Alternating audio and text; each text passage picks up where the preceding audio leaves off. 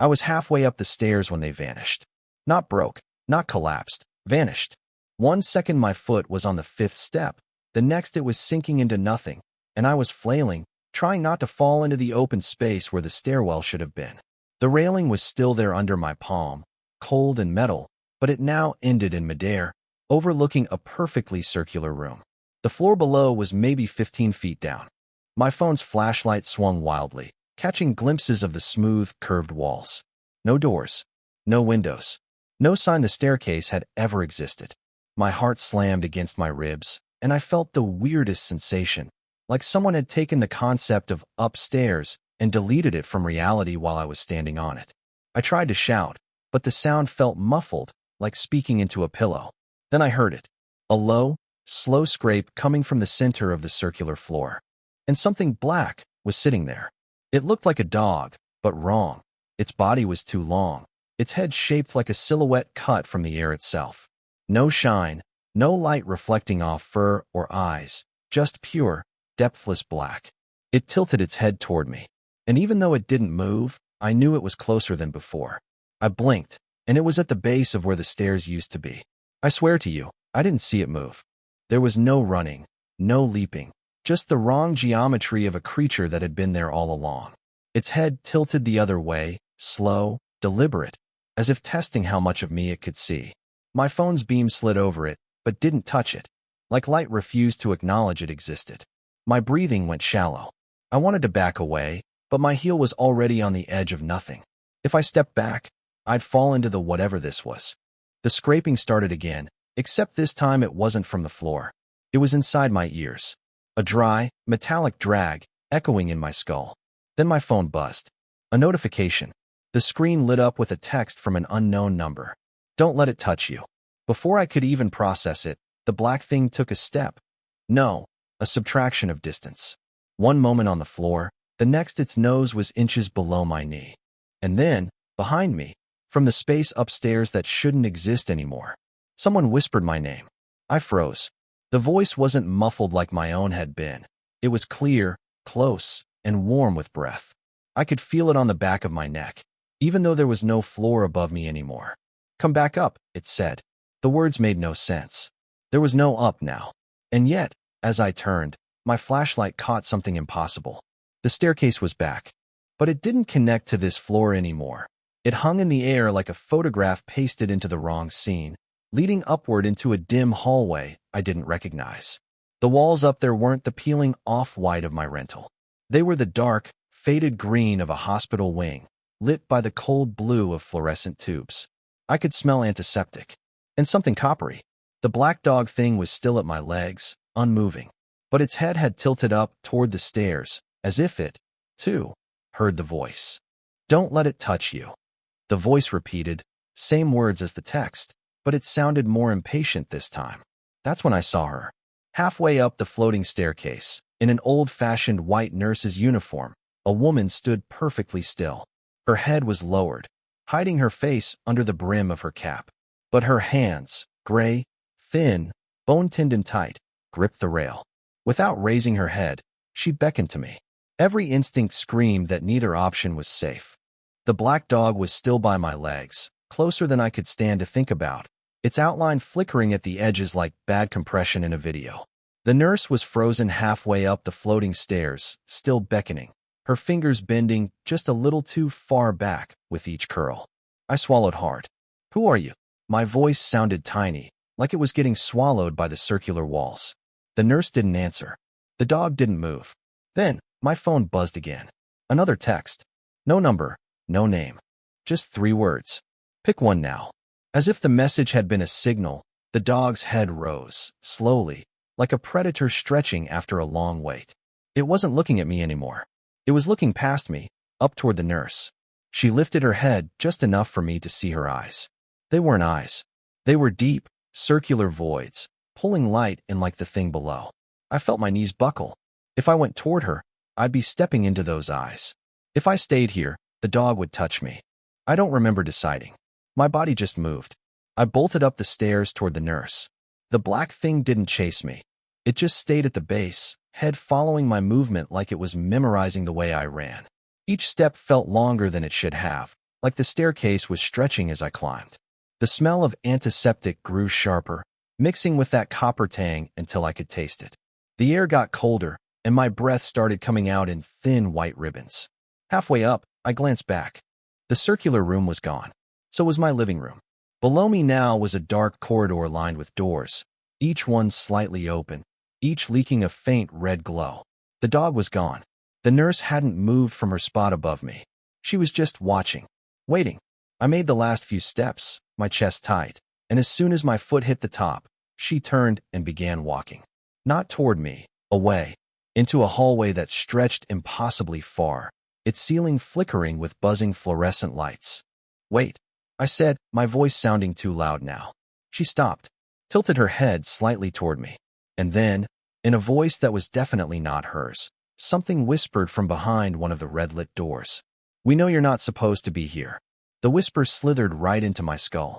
I didn't want to move toward that half-open red door, but my body didn't care what I wanted. Each step I took felt like I was sinking into warm tar, heavy and slow.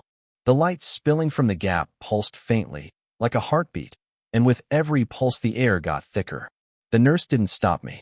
She just stood in the hallway, hands folded in front of her now, head down again, like a mannequin waiting for someone to adjust it. When I reached the door, my hand lifted on its own. The surface wasn't wood anymore. It was soft, warm. I could feel it breathing. The gap widened without me pushing it. Inside was pitch black except for one shape, a figure standing in the middle of the void, just far enough that I couldn't see its face. My phone buzzed again, and without looking at the screen, I knew it was another message from that same blank number. "Don't say yes." The figure in the dark took a step toward me. The sound it made was like someone snapping wet cloth. Then it asked, in a voice so much like mine I felt sick, "Do you want to go home?" I didn't trust my voice. Didn't trust my thoughts, either, because the truth was, I did want to go home. Desperately. But something in the way it asked made my skin crawl, like the question wasn't about location at all. So I stayed silent. The figure took another step, closing the distance too quickly. My phone buzzed again, so hard I almost dropped it, but when I looked, the screen was just static, little black and white dots writhing in place. Behind me, the nurse finally moved. Not walking, gliding. The hem of her skirt didn't sway. Her arms stayed stiff at her sides. She stopped just behind my shoulder, close enough that the air chilled where her face would be. The thing in the room tilted its head, exactly like the black dog had. "If you won't answer," it said, "we'll decide for you." And then the floor dropped. Not collapsed, just gone. My stomach lurched, and suddenly I was falling through that same blackness the dog had been made of. But there was something in it with me. Things brushing my arms, curling around my legs, whispering in a language I didn't know but somehow understood. When I landed, I was standing, back in my house, but the stairs were still gone. At first, I thought I was alone. The circular room was back where my stairs should be, silent and empty. My phone was in my hand, screen dark, no sign of the static. I tried to convince myself I'd imagined it, every impossible thing. Then I heard it. A slow, deliberate click of claws on the floorboards behind me. I turned so fast my neck popped, but nothing was there. Just the shadow of my couch stretching across the living room. My heart thudded against my ribs, too fast, too loud. I backed toward the kitchen, keeping my eyes on the empty space. That's when my phone buzzed again. The message was only 2 words. "Don't blink." Before I could even think about ignoring it, the shadow on the floor twitched.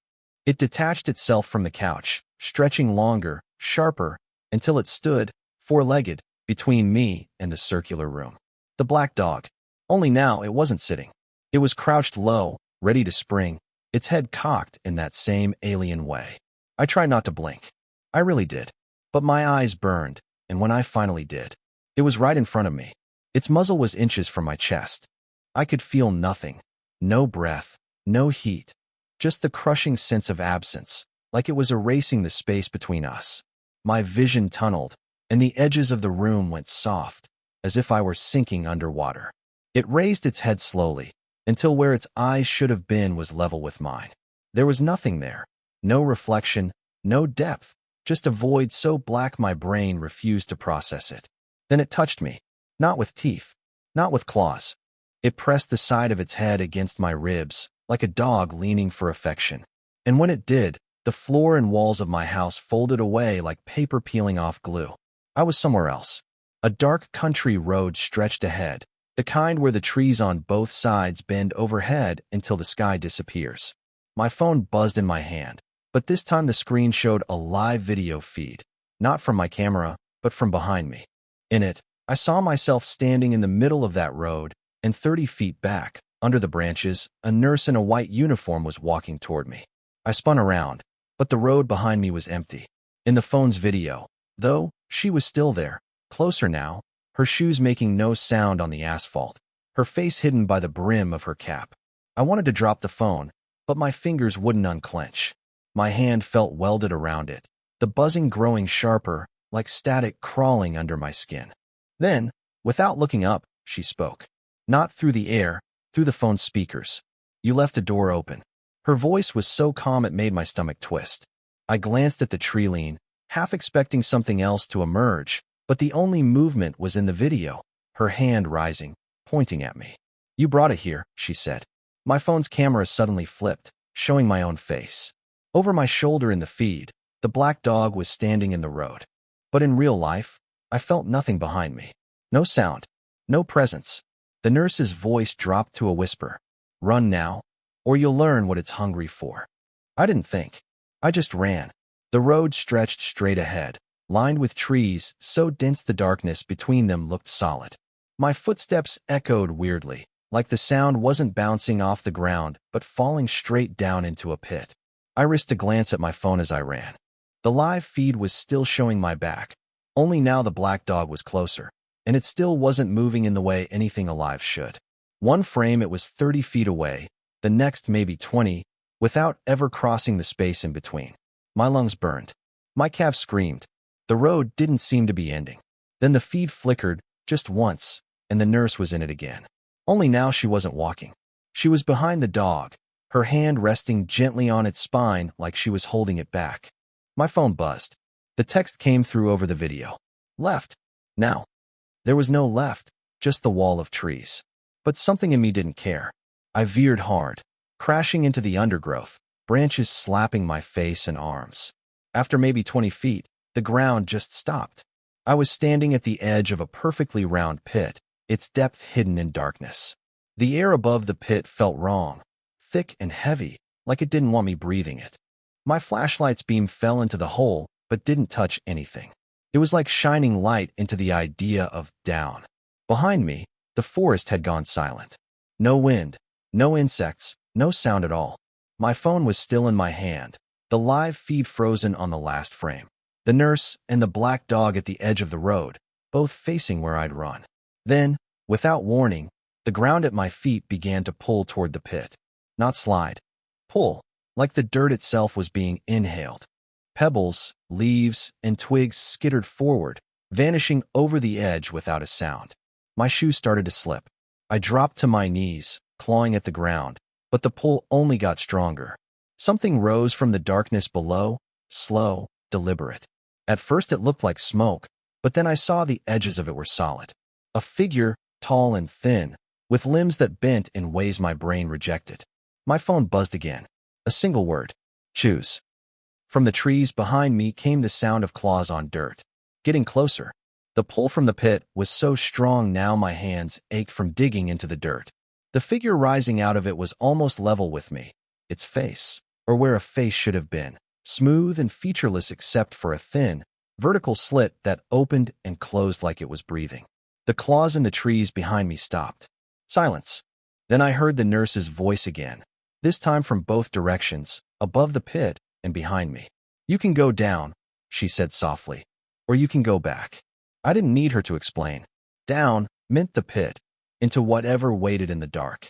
Back meant letting the black dog touch me again. Neither felt like survival. My phone vibrated in my hand one last time. The text read, "Pick wrong, and you stay."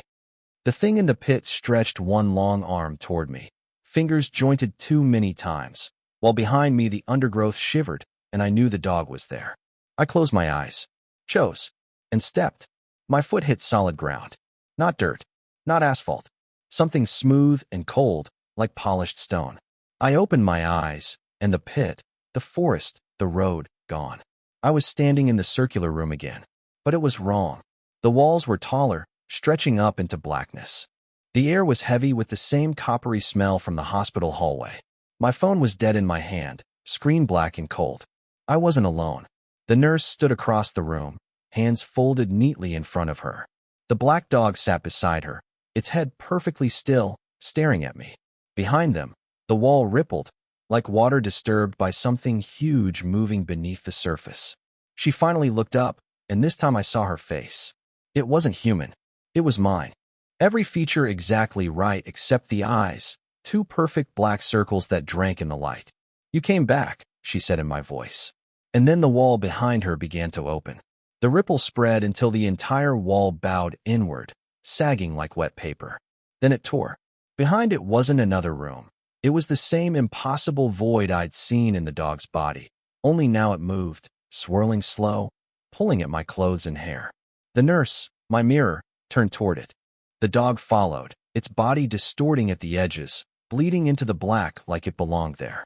She didn't look back at me when she spoke. "It's still open." The pull from the wall grew stronger. My feet slid an inch toward it before I caught myself. "What happens if I go in?"